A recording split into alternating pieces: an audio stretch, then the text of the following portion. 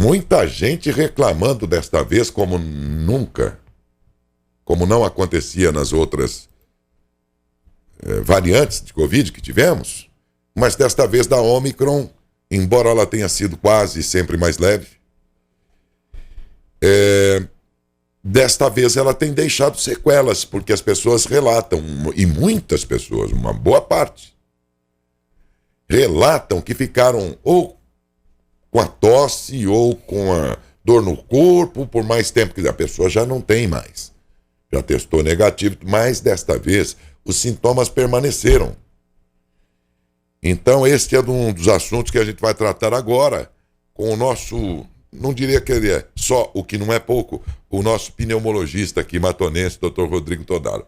Mas para nós aqui, mais do que isso, ele tem sido, durante a pandemia, praticamente um consultor do programa para os assuntos da área, que tem tudo a ver com atendimento de Covid, já que ele é pneumologista. E sempre com muita paciência, com muita atenção com a gente, pelas quais eu agradeço muito. Doutor Rodrigo Todaro, bom dia.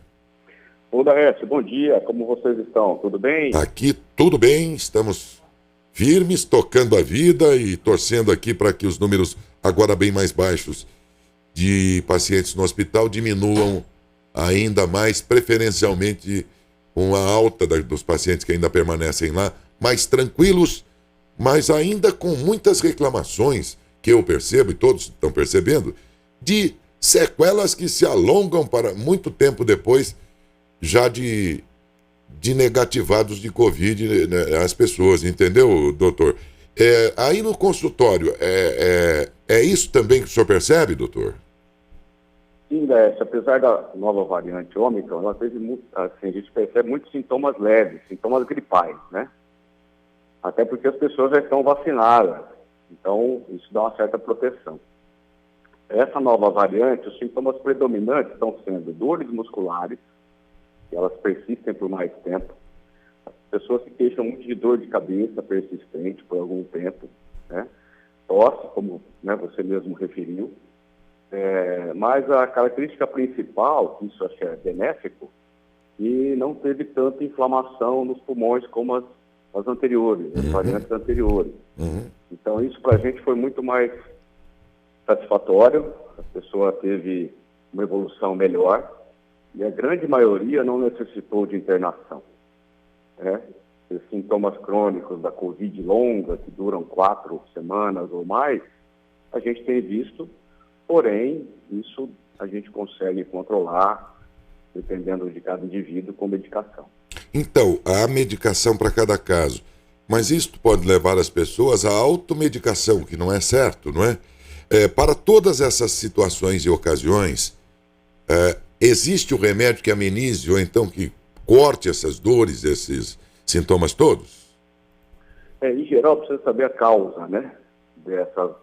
E é devido à inflamação gerada pelo Covid na musculatura, porque não só ataca os pulmões, as vias aéreas superiores, nas outras variantes também atacava os rins, o sistema nervoso central, mas também a musculatura. Então, nesses casos, assim, claro que anti-inflamatórios por muito tempo não está indicado, mas o analgésico, naquele dia que a dor está mais crônica, fisioterapia e reabilitação muscular, pulmonar, respiratória ajuda bastante nesses casos. E muitas das vezes o paciente já tem uma obesidade, já tem uma doença muscular ou um problema ortopédico e só agravou com a Covid, né? Então a gente tem visto muito paciente com uma doença de base, né, que às vezes ele nem sabia que tinha ou já tinha, e nesses casos ela evolui mais arrastadamente. Principalmente obesos, pacientes cardiopatas e diabéticos, a gente, idoso, né, também, eles evoluem de uma forma mais arrastada. Em geral é assim, né? É assim, né? Em entrevistas recentes, a diretoria clínica do hospital diz ter percebido que entre aqueles que na Omicron, que predominou mesmo os casos mais leves, e os menores casos que em relação a outras variantes que chegaram a estado mais grave, havia um contingente muito grande de não vacinados ou pessoas com o ciclo de vacinação incompleto. É claro que o senhor aí se dedica a atender as pessoas, não vai ter como ficar fazendo estatística, mas tem sempre aquela coisa da percepção médica, né? E a percepção que o senhor teve nesses casos agora de Ômicron, os que o senhor atendeu e que estavam mais agravados, o senhor chegou a perceber sobre como estava a questão do ciclo de vacinação dessas pessoas, doutor? É correta essa informação.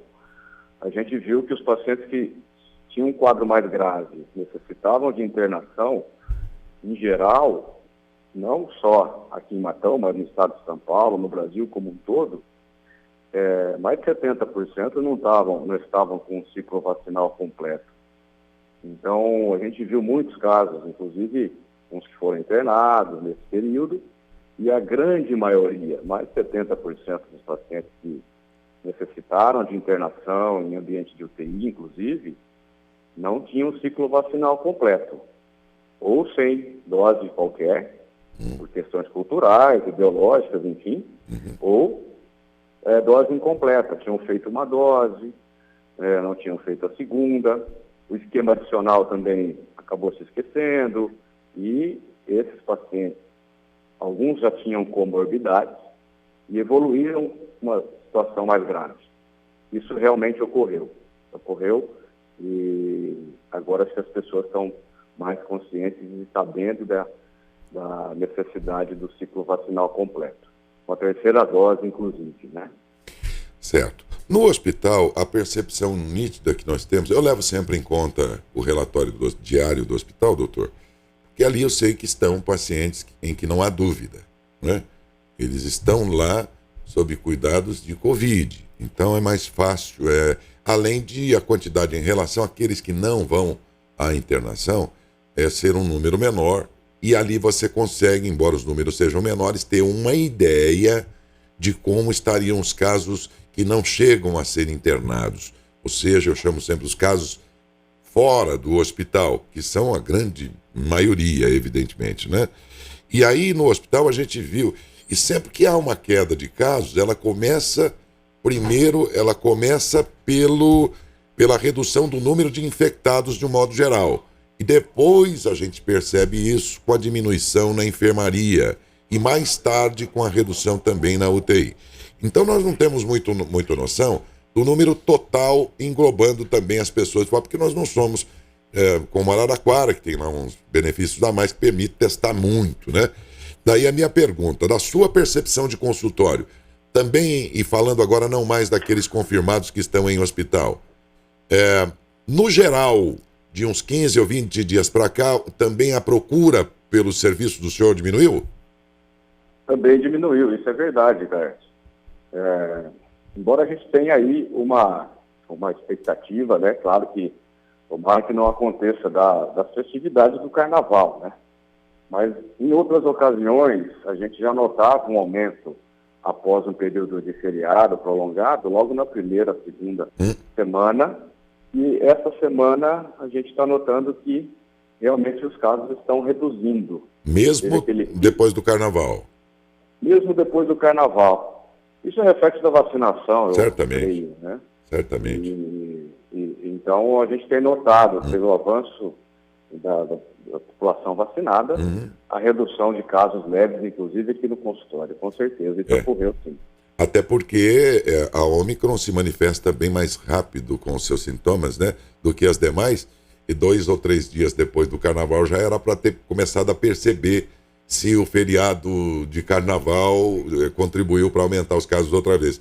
E aqui, pelo menos daquilo que a gente percebe dos internados em hospital, não houve qualquer tipo de avanço do vírus, pelo contrário, houve uma redução de casos. Isso é muito bom, né? Isso é muito bom. Isso é muito bom. Exatamente, correto. Eu também concordo com essa opinião sua, a gente tem visto isso aqui, né? Número reduzido de pessoas, mesmo com sintomas leves, né? Então isso é bom, isso é muito bom. Doutor, avançar aí. O governador Dória anuncia a liberação de uso de máscaras em locais abertos. Qual é a sua opinião a respeito disso nesse momento? Já é possível mesmo? Está certo fazer isso? Está muito cedo ainda? Qual é a sua opinião? Daécio, é uma atitude assim, com o avanço da vacinação, com a redução do número de casos, redução do número de internações e óbitos, eu acho que a gente tem que começar a pensar nessas medidas, né? Eu acho que nada mais ele fez do que colocar sobre a pessoa, a responsabilidade da pessoa, assumindo essa responsabilidade de usar ou não a máscara, né? Na minha opinião, acho que eu aguardaria mais uma semana ou duas, até para ver esses casos de pós-feriado, né? Para ver se realmente não vão ainda surgir casos novos e a partir daí tentar reduzir. O que acontece é que a gente sabe que as pessoas já estão cansadas, já estão retirando a máscara, né? Isso a gente já nota no dia a dia. Eu acho que é uma decisão individual de cada um. Pessoas que têm comorbidades, pessoas obesas, né? Idosos, em alguns grupos específicos... Deveriam continuar? Eu acho que deveriam por mais tempo, né? Pessoas imunossuprimidas, que têm problemas renais, obviamente pessoas que estão com sintomas, né? Não devem nem sair de casa, mas se saírem, usar máscara, enfim. Eu acho que alguns grupos, ainda com comorbidades, idosos, talvez ainda deveriam manter. Agora, a questão da obrigatoriedade, realmente é uma situação que vai de cada um, né? Cada um tem a sua responsabilidade, cada um tem a sua situação particular, né? Então, eu acho que mais esse período de avaliação e pós-carnaval, a gente tem notado essa diferença de número de casos, eu acho que já dá para começar a flexibilizar, sim, pelo menos em ambientes abertos, obviamente situações em que a pessoa está num ambiente com aglomerações de pessoas, né, e resfriado, enfim, eu acho que aí tem que ter o bom senso individual de cada um, né, para que ela use ou não a máscara. Eu acho que essa é a minha opinião, vai de cada um, e alguns grupos de pessoas que têm problemas crônicos, esses sim, também deveriam manter mais tempo. E lembrando que a terceira dose é fundamental para que isso ocorra, principalmente para que a gente tenha uma maior cobertura para as variantes novas que estão surgindo, né? Doutor, semanas antes, não muitas, mas semanas antes do aparecimento da Ômicron, e que ela se tornasse, então, generalizada aí por todo o país e nosso estado também, nós vimos uma onda, já no final do ano do passado e também no começo desse ano, da influenza H3N2, cujos sintomas são muito parecidos, mas era a gripe influenza. E aí a Ômicron veio avassaladora e a gente esqueceu de falar da influenza. Daí a minha pergunta, aquele surto e mesmo os casos que o senhor atende aí, como é que está a situação da influenza H3N2 em termos de atendimento diário aí no seu consultório? Agora, a Ômicron, nesse início do ano, ela prevaleceu em relação ao H3N2, a influenza H3N2, que é a variante DARS, né, que é a nova variante. No final do ano passado, novembro, dezembro, a gente teve um maior número de casos de influenza. Agora, Ômicron está prevalecendo ainda. O que nós temos já previsto é a vacinação para a influenza, já no início do ano, agora, para esse mês, o mês que vem, e vai possibilitar a gente também cobrir essa nova variante da H3N2, que não era contemplada na vacinação de 2021. Mas eu acho que ainda há um predomínio da Ômicron, da Covid, né, em relação ao influenza. Mas os sintomas dizem, são muito parecidos, mas a esta altura tem algum detalhe que diferencia uma da outra?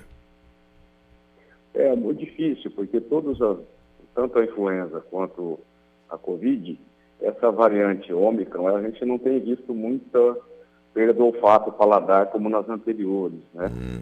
Essa nova variante, a gente tem visto muitos pacientes se queixar de dor de garganta, inicialmente, sintomas de tosse, dores musculares, né? Porém, são sintomas comuns também da influenza. Influenza geralmente dá muita secreção, dor no corpo, febre. E influenza começa com uma dor de garganta, dor de cabeça, nem sempre com perda do olfato e paladar. Às vezes as pessoas ficam esperando a perda do olfato e paladar para testar, acham que não é, e muitas vezes se confundem, acabam não testando e os sintomas vão se arrastando e essa pessoa às vezes não se isola, e aí é o risco maior de uma transmissão entre as pessoas próximas. Mas é muito comum, os sintomas são muito idênticos, né? É difícil para a gente até diferir de uma doença ou outra. A gente pede para qualquer síndrome gripal, tosse, congestão nasal, dor de garganta, aguarde 2 dias, no máximo 3, faça o teste, para que aí sim ela tenha segurança que não é a Covid e não esteja transmitindo para as pessoas próximas, né? A gente não termine logo essa pandemia. Então, esse vírus da influenza H3N2, ele pregou uma peça na gente, porque todo ano, gente, o hemisfério norte, que agora está no inverno, tem um ciclo absolutamente inverso ao nosso. Quando é inverno lá, no hemisfério norte, nós que estamos no hemisfério sul, estamos no verão, e depois troca. Então, como lá chega primeiro, no hemisfério norte, o inverno, que eles têm hoje, vai ser o nosso inverno daqui a alguns meses. Então aí eles fazem a vacina para aquela temporada da gripe. E a gente toma essa vacina aqui, o quê? Lá para maio, antes do nosso inverno, não é? Falando da gripe, não de Covid. Exato. Essa danadinha dessa vez adiantou um ciclo. Ela chegou antes, de tal modo que a vacina que tinha sido dada já não valia para ela a influenza. Olha o que é a manobra que esses malditos vírus fazem, não, doutor? Sim, sim. O vírus tem uma capacidade de mutação muito grande, né? Ele se renova o material genético todo ano. Tanto é que a vacina da gripe é anual.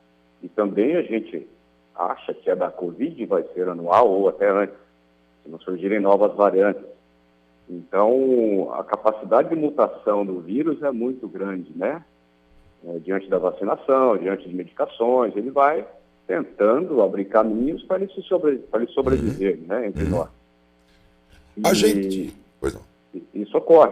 Por isso que a vacina é anual e essa nova variante que surgiu no final do ano passado não foi contemplada pela vacina 2021. Por isso que os casos, mesmo em pessoas vacinadas, no final do ano, foi muito grande.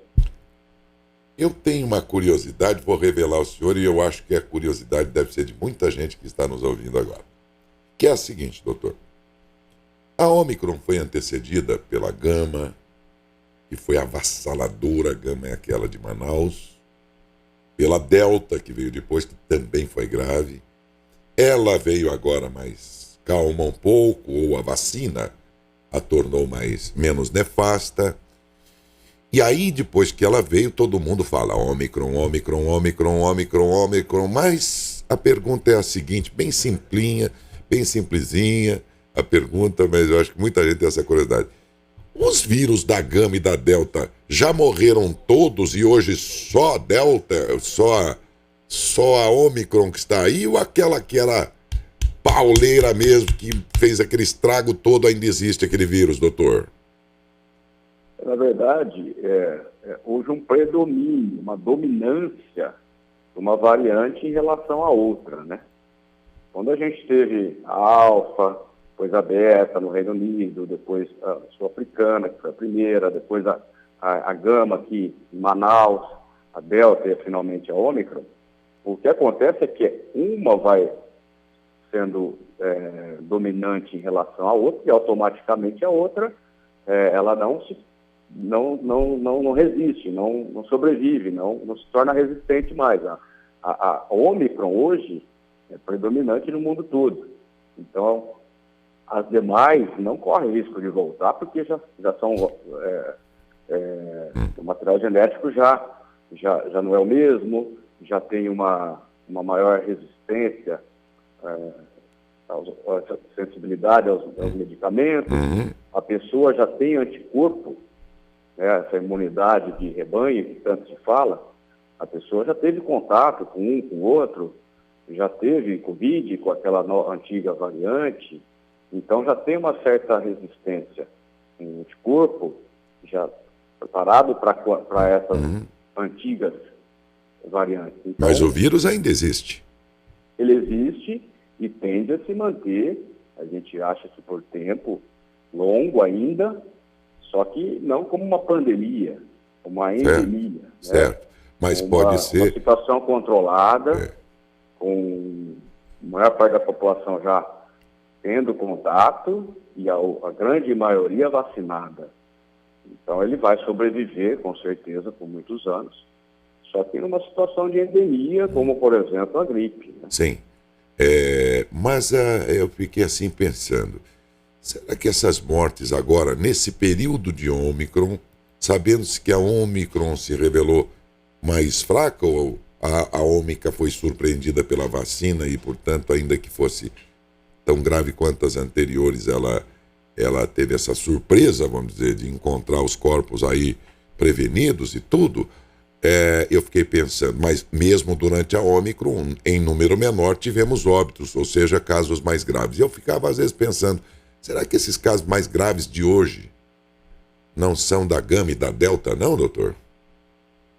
Eu creio que a maioria dessas pacientes que a gente viu, foram pacientes que evoluíram mal, foram pacientes que não tinham esquema vacinal completo ou que tinham comorbidades.